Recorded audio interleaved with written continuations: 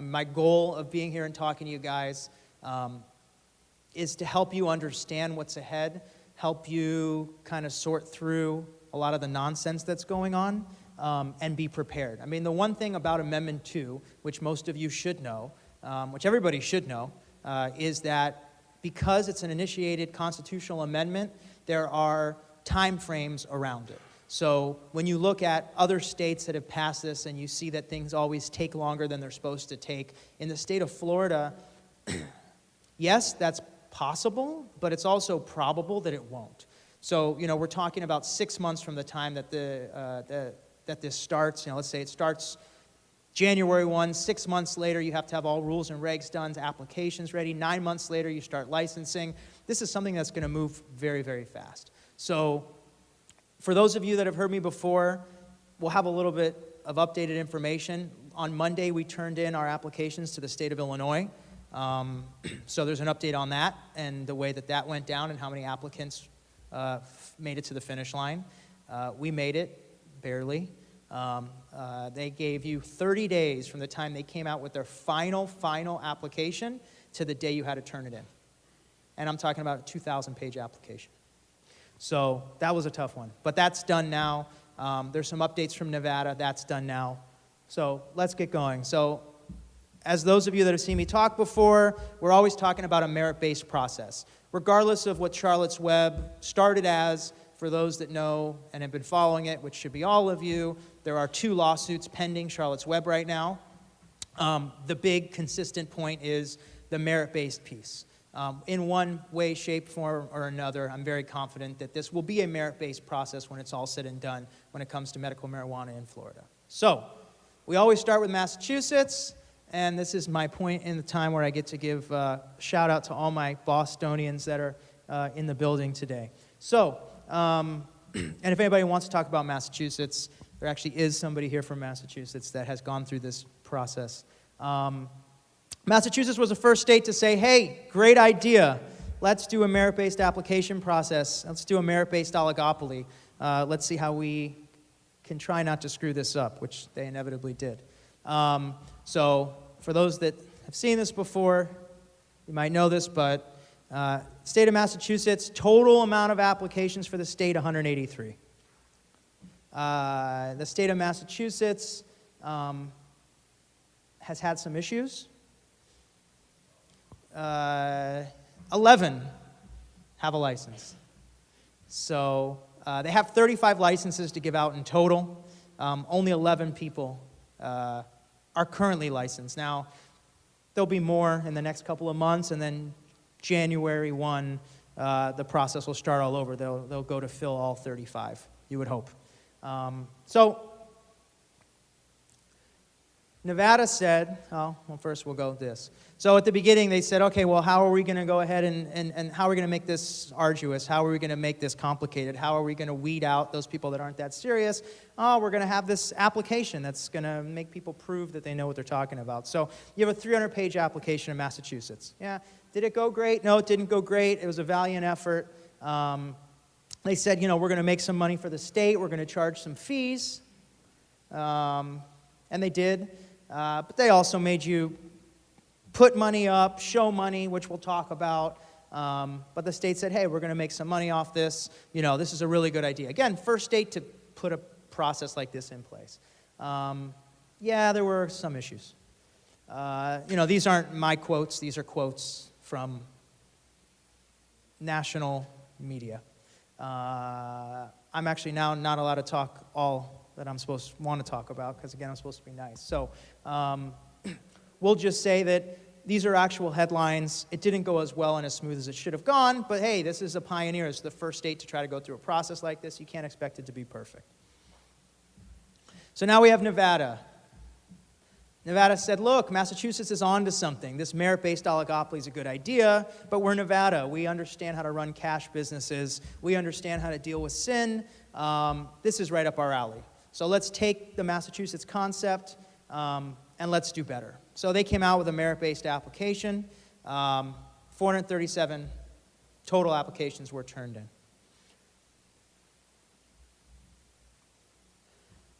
Now, we don't know how many licenses will be awarded because cultivation isn't a predetermined amount of, doesn't have a predetermined amount of licenses. Dispensaries do. Our guess is around 200. The theme that you'll start to see, and we'll talk about as we get to Florida, is that, and even looking at this room today, the theme is that there are a lot less people that are going to make it to the finish line than people think. Even this room has thinned out significantly from the room before and the room before, and for those of you that have been through every single time, you've seen that.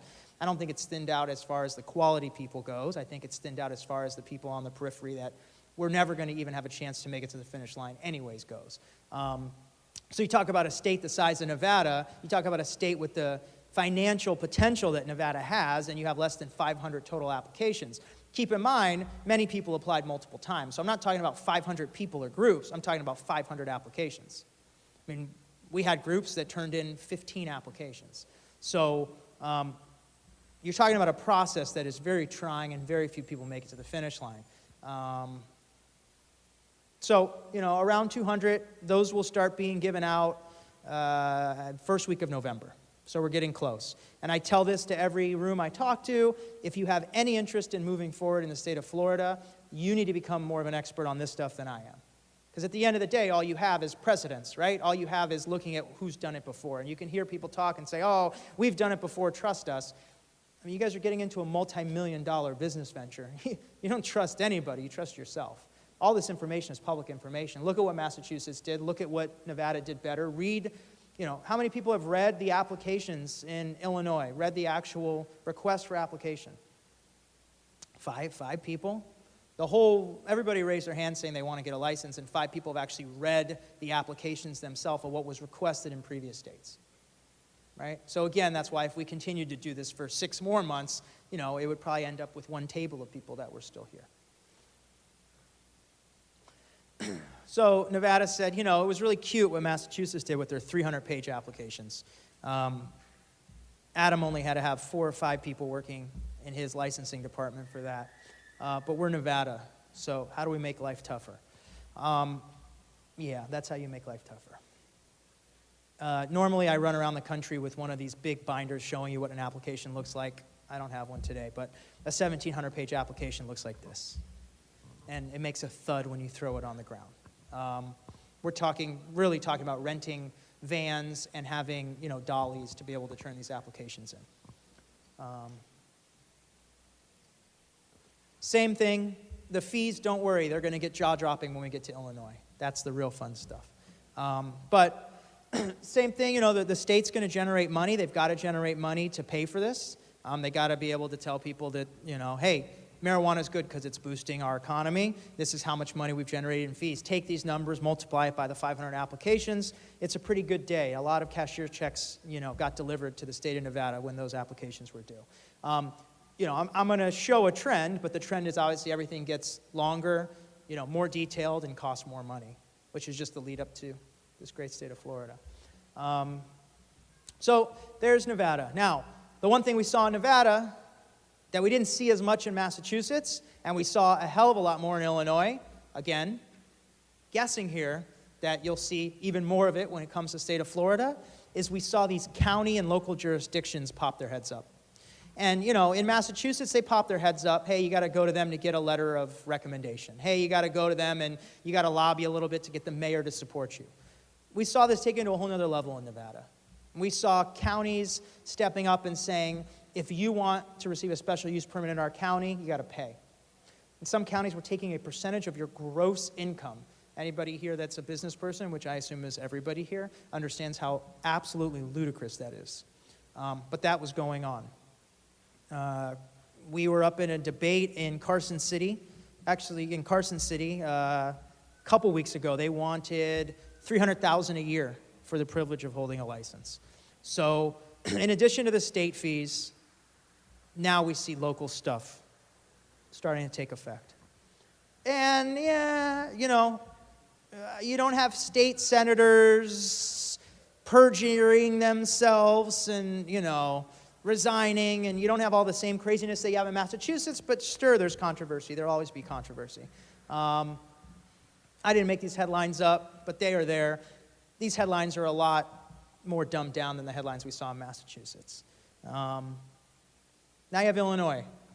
When Illinois came on, it was great. I can't tell you how many phone calls I got. Oh, Illinois is the most corrupt state in the country. Unless you're completely juiced up, greased in, you don't have a chance. Well, that wasn't necessarily the case, but Illinois definitely knows how to go ahead and make money as a government. So the state of Illinois, decent state, lots of money to be had. Only 369 total applications make it to the finish line. I told the story a couple times ago. I'll tell it again. The first time I ever saw this happen was in Vegas, and it blew my mind.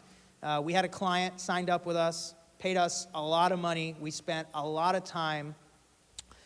They spent a lot of time. They spent 9-10 months of their life with a portion of it focused on getting into this business. Very serious. They put a team together. They acquired property. Some they leased. Some they had leased with option. They paid lobbyists. I don't know how much they were in, $300,000, $400,000, $500,000, making a very big play in Vegas. And it was 3 days before the application was due, and we were doing the final printing of these applications. It's little stuff people don't think about. To print these applications takes a day. Right? Has anybody ever printed 2,000 pages and then had to drill holes into it and put tabs on it and organize it in a way you're going to turn it into a state? It doesn't take an hour.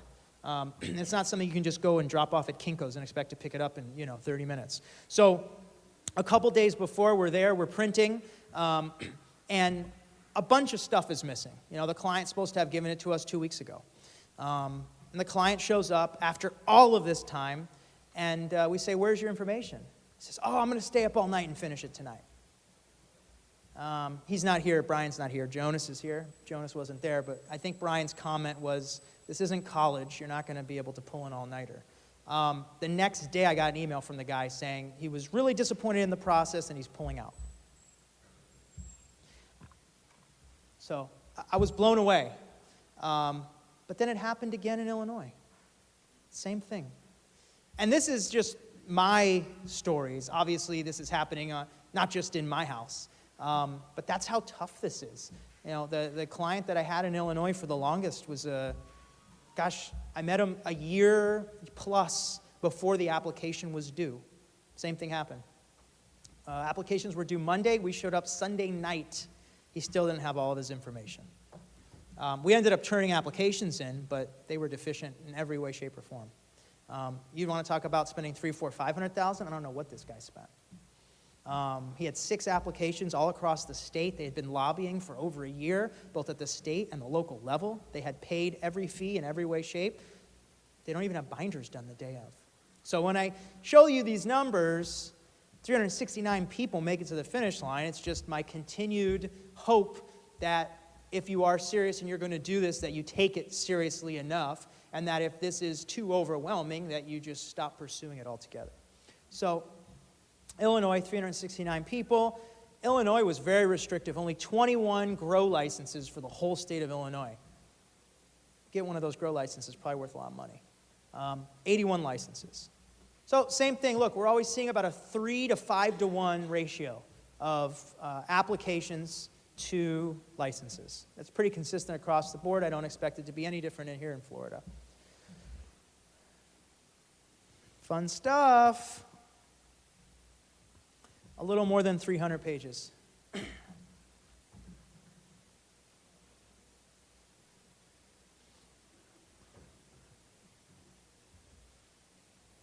There you go. So you should have seen those. So the way that we did those was we did them in our office in LA. We bought shipping from an airplane because we turned in, I think, 190 binders. Shipping from an airplane, flew out, rented 2 cargo vans, and had to load everything onto the cargo vans and then drove them to the Department of Agriculture and the department that did the retail stuff of health. So again, it's almost comical, but that's what it is. How much were the fees? They made some money. Well, they generated some money, let's say.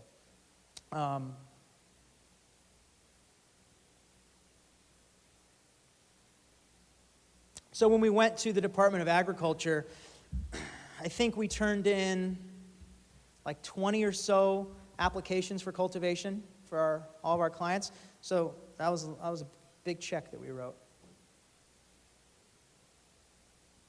Here's some more fun.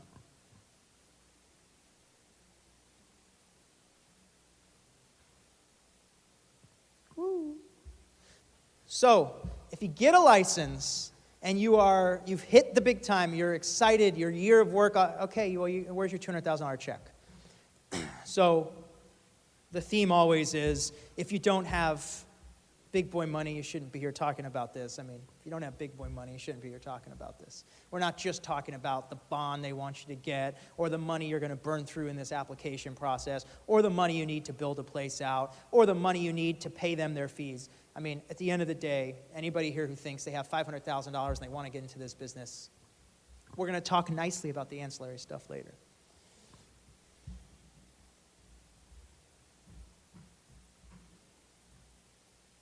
So on the local level, same stuff. And this is Illinois, and that's where I really got to see the beauty of Illinois.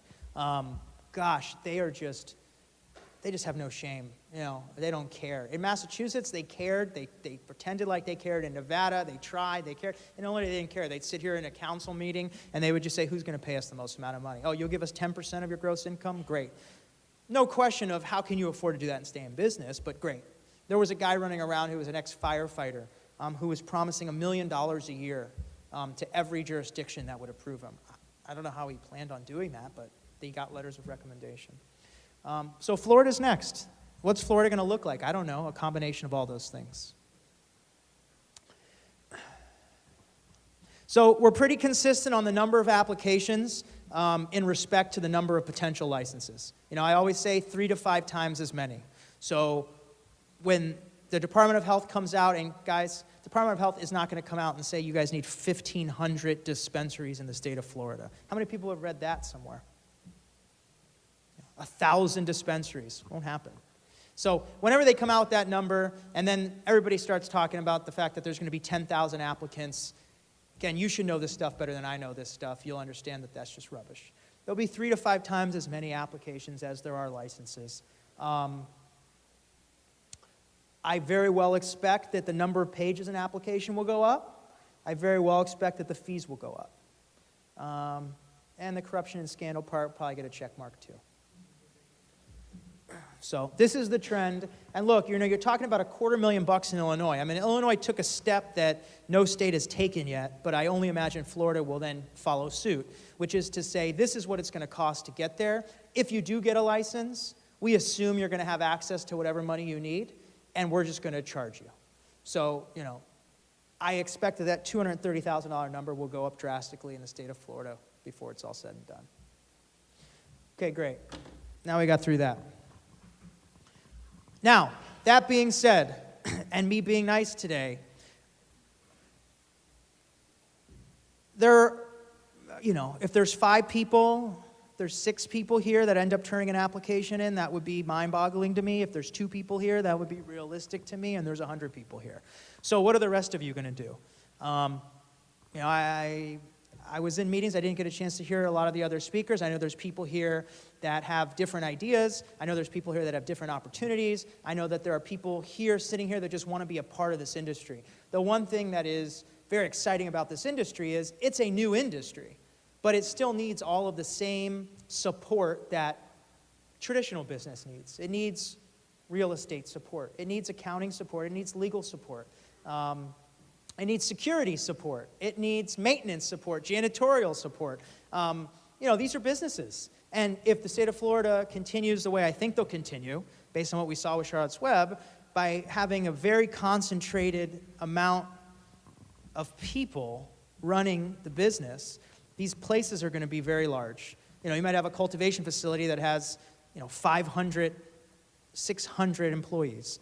So, I think that, yes, we're going to talk about licensing, but just because this is discouraging doesn't mean you can't get into this business. It means that why don't you figure out up front that you can't get into this business and figure out another way to get into the business. What is your core business? What's your background? How do you take that and how do you apply it towards being able to serve this industry? So that was me being nice to the ancillary stuff. Jonas, I did it. Thank you. Now, back to everybody who thinks that they still want to get a license. My guess is if you don't have access to at least $5 million liquid, you have no chance of even talking about anything to do with cultivation. My guess is if you don't have access to a couple $1 million liquid, you have no chance of doing anything when it comes to retail. Now, the last time I said that at the last event that these guys put on, there was a guy somewhere in the middle. Is he here? He's not here. Somebody else can take his role. Started grilling me. Where are you coming up with these numbers? This department might only ask to show 500,000 liquid. I have 600. I should be fine.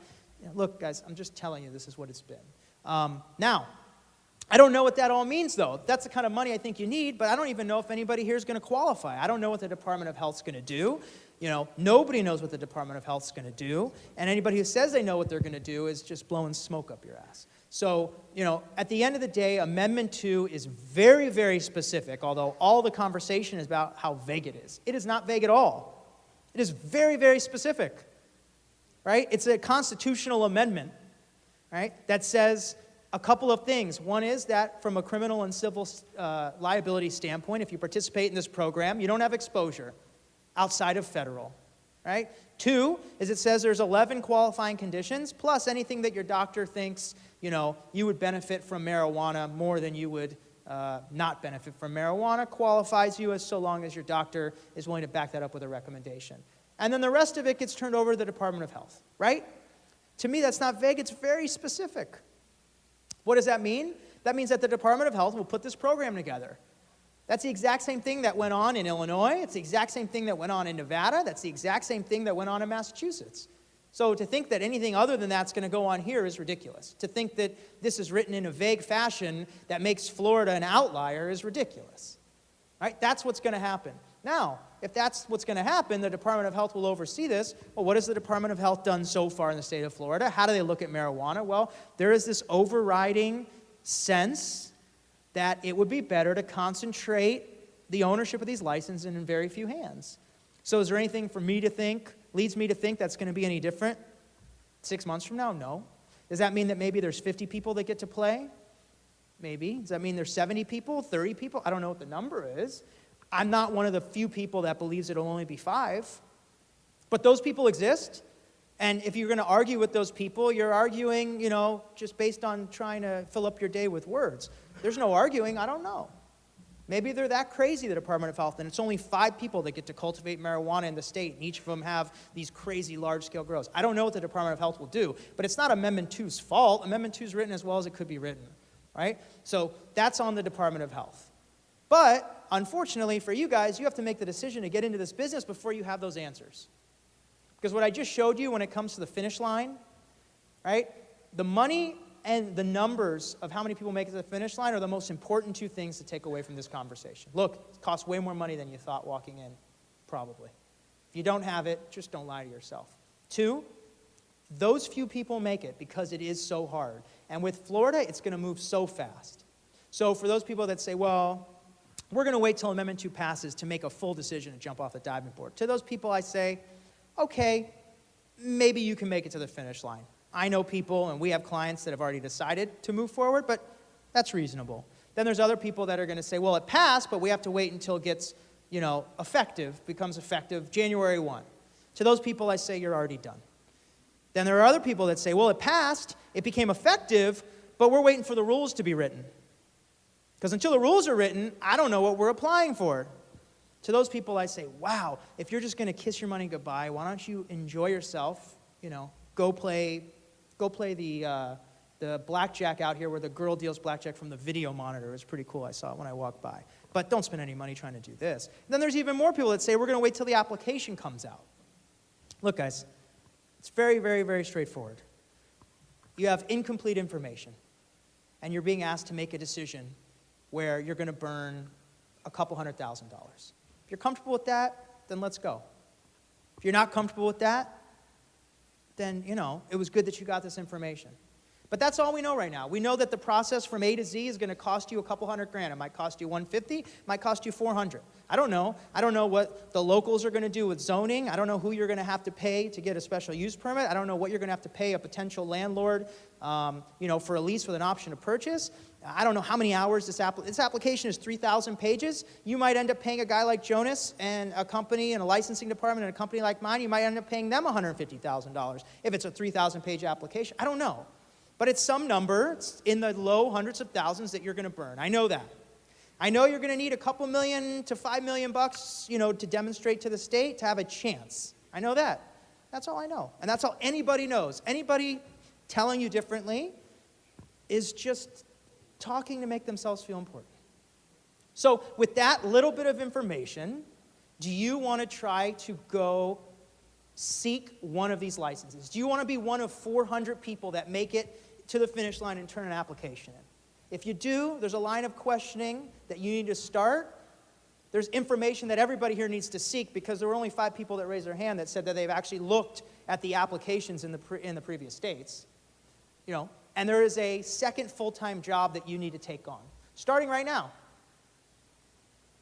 This is a full-time job. I just told you that we had a client in Illinois sign up with us a year before the application was due, and they didn't make it to the finish line. They weren't lazy. They weren't underfunded. They weren't dumb. They were the opposite of all those things. But that's what it takes. That's how hard it is. This is a full-time job. So if you're willing to make that commitment, then you're making a bet. The payoff on the bet is significant. We're laying 100 to 1, 500 to 1. For those people that are in the game of, placing bets, it's a great bet. If you're not, be honest with yourself. I think there is going to be tremendous opportunity for the support industries in the state of Florida. Is that now? No. I think I heard somebody earlier talking about, and I was walking by, I don't know who it was, but they were talking about the fact that, this industry won't be here for another year, and there won't be money being generated for another year. So spending, again, I was walking by and passing, but that's accurate. The first dollar is not going to be generated from a marijuana establishment for, 12, 18 months, right? Even if they issue the licenses September, October of next year, let's say they do that. How long does it take to actually build out a facility to grow marijuana in? Now you figure out what the permitting process is. I don't know for people that have built stuff before, but can you imagine what it is when you're building something doing with a Schedule I narcotic? So you got to build it out, get permitted, get approved, get stamped, then you got to grow a plant. And anybody knows about growing plants, it's the state of Florida. You guys are a big ag state, but you don't grow a plant in a week. Then that plant has to be grown, cut down, dried, cured, trimmed, then go to a retail, then be sold. So even if you're a year and a half away. So if that's the case, and you're not going to go after a license, yes, you should get informed, stay informed, but you should be positioning yourself for then. Because, when it comes to security, people don't need security companies tomorrow. People don't need security companies in 6 months. When it comes to, creating a company or being part of a company that makes child-proof containers, nobody cares. Now, some people think they care, but if you're really going after a license, they sure don't care right now. I care in 12 months. I care in 15 months. When I actually have something to sell and I need to put it in a plastic container, I don't care now. So I think the concept here is always my concept. Look, stay focused. Don't be distracted. And just understand the environment you're working in. If you can do all those things and be honest with yourself, then it's great that you're here. It's great that you're learning, and it's really exciting. You guys all want to be part of this.